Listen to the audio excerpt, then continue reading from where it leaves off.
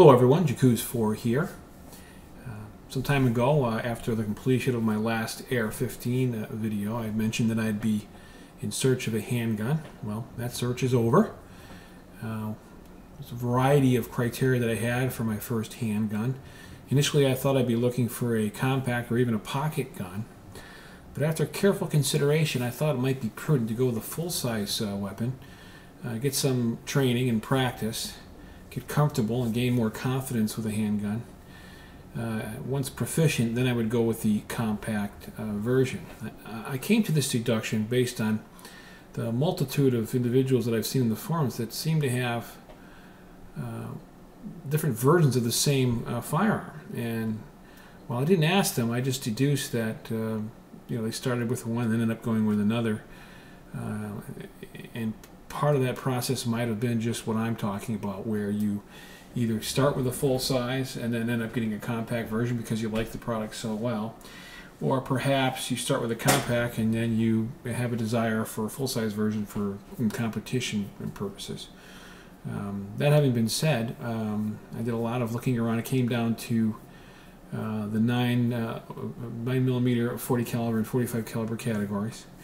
I was looking very closely at the Rugers, having shot several of them and really liking them.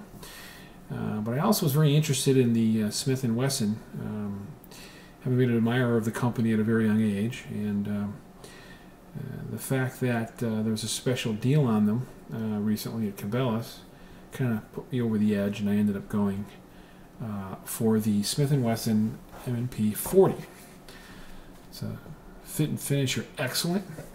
Very well made pistol. In fact, I haven't shot it yet, but I suspect I like it even better than the Ruger. If I had any complaint at all initially with dry fire, it would be with the trigger. The trigger is now smooth, but initially it was very gritty. I had to take the firearm apart, clean it, and then put a little bit of just a touch of Tetra grease in a key location. And now it seems to smooth out quite a bit. And I think with break-in, it will get even smoother. If not, as I understand it, there's what we call an Apex kit that I can procure, and after installation of that, it'll be very much like the type of feel that I get with my Geisel and my AR-15. As I understand it, I really haven't researched it enough yet. I thought I'd give it a try with the stock trigger first because a lot of people like it, they say, after the first couple of hundred rounds. Now, as you can see, the package comes with 2 magazines and a variety of different size back straps, which is nice because then you can get the device comfortable in your hand. In my case, I went with the medium strap, and I'm quite happy with that. Comes with the blue case, so you can see the case that they come with, and of course you get your obligatory gun lock and manual. So it was a nice package. What I liked about it was the price, at least for me. You can get these anywhere from about $4.50 to $5.99 depending where you go. And it was a big box store. I paid $5.29, but the good news is I don't have to pay for it for another year, and there's no interest on it. And frankly, that's why I took the deal. Been out of work for a little while, and I thought I'd buy myself something to cheer me up a little bit. So there you have it. The initial impression is outstanding. I'm looking forward to taking her out to the range.